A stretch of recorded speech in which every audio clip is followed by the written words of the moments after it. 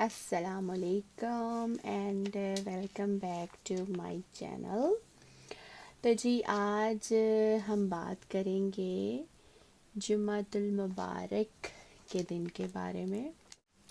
جمعے والے دن ہم اگر اہتمام کریں تو کیا ہی بات ہے، بہت سے مسلمان کرتے ہیں، بہت سے میرے جیسے تھوڑے لاپرواہی بھی کر جاتے ہیں کبھی کبھی، لیکن آپ کی زندگی میں ریمائنڈرز جو ہیں وہ بڑے ضروری ہیں۔ کام جب ہم اللہ کے لیے کرتے ہیں تو وہ اس کا ہمیں ثواب ملتا ہے۔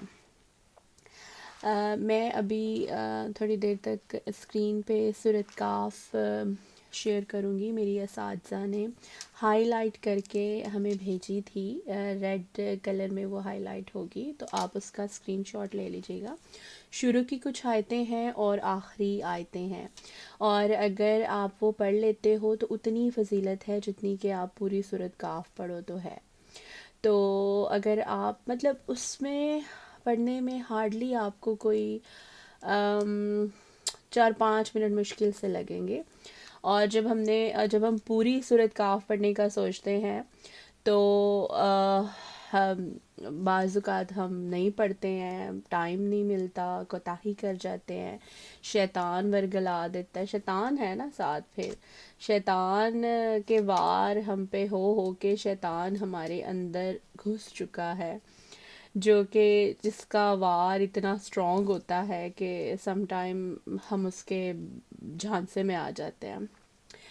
تو جی وہ ضرور آپ پڑھیے گا، کیونکہ آپ سب لوگوں کو ہی پتہ ہے کہ سورۃ کاف پڑھنے سے پورا ہفتہ آپ جو ہے آپ کے ارد گرد ایک، وہ کہتے ہیں نا، ایک سیلنگ ہو جاتی ہے آفتوں سے، بری نظروں سے، شیطان کے واروں سے، دجالی واروں سے، دجالی وار جو کہ آج کے دور کے فتنے ہیں وہ ہیں جی دجالی وار۔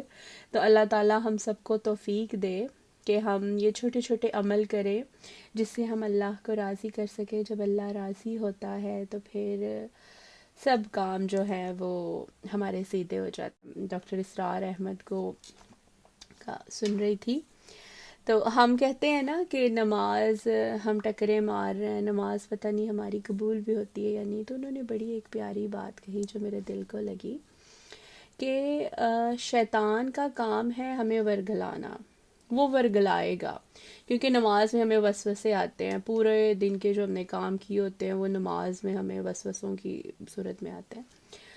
تو شیطان کا کام ہے ورگلانا اور ہمارا کام ہے نماز پڑھنا۔ وہ ورگلاتا رہے گا، ہم پڑھتے رہیں گے، ہم نے اپنا فرض ادا کرنا ہے، وہ اپنی ذمہ داری کر رہا ہے۔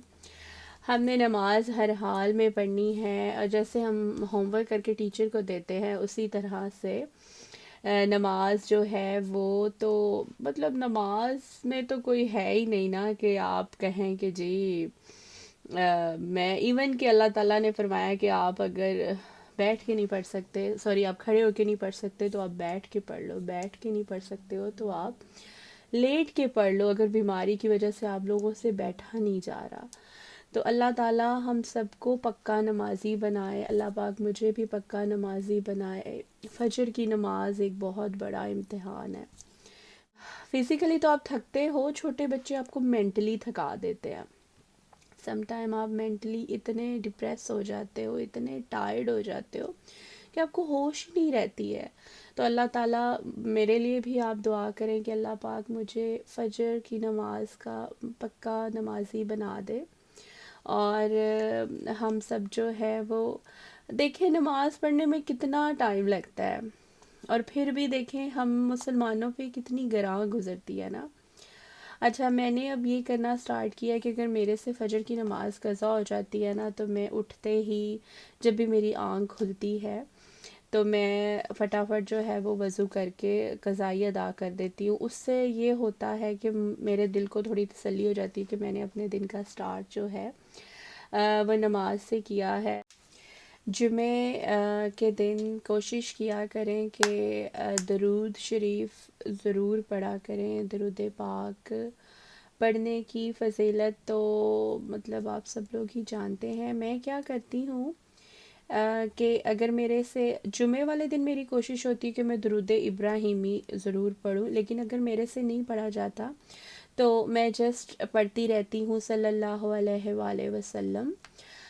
یہ الحمدللہ وہ کہتے ہیں نا، جب آپ کی زبان سے آپ کا دل جب پڑھنا سٹارٹ ہو جاتا ہے تو پھر سمجھیں کہ یہ جو ہے نا آپ کے دل پہ نقش ہو گیا ہے.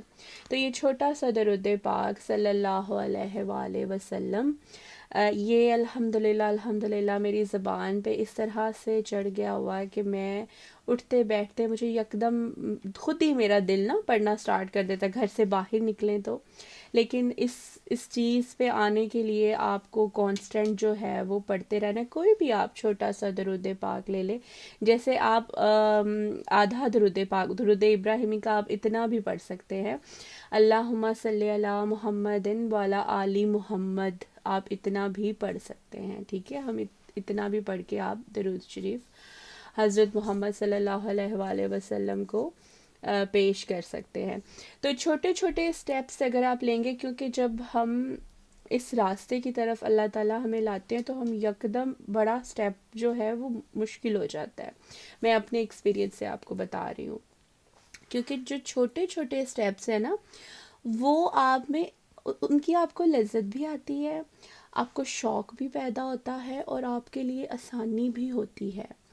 تو چھوٹا سا جو عمل ہے اگر آپ اس پہ کانسٹنٹ رہیں گے، کیونکہ کنسسٹنسی جو ہے وہ بہت ضروری، ہر چیز میں ضروری ہے. آپ لائف میں کچھ بھی لے لیں، ہر چیز میں ضروری ہے. تو آئی ہوپ کہ میری یہ چھوٹی سی ویڈیو جو ہے وہ آپ لوگوں کو اچھی لگی ہونی ہے. اور اگر اس ویڈیو میں کوئی بات میں نے غلط بول دی ہو، میرے منہ سے نکل گئی ہو، تو اللہ تعالیٰ مجھے معاف کرے، کیونکہ میں کوئی اسکالر نہیں ہوں. میں بھی ایک عام انسان ہوں، جو کہ آپ لوگ جیسے کہ میں نے اپنی فرسٹ ویڈیو میں مینشن کیا تھا کہ میں آپ لوگوں سے بات کروں گی، اللہ کی باتیں کروں گی، جس سے میری بھی اصلاح ہو اور میری وجہ سے اگر کسی اور کی بھی اصلاح ہو جائے تو پھر تو کیا ہی بات ہے. چلے جی، اسی بات کے ساتھ مجھے دیجیے اجازت. انشاءاللہ اب ہم ملیں گے کچن میں. خدا حافظ.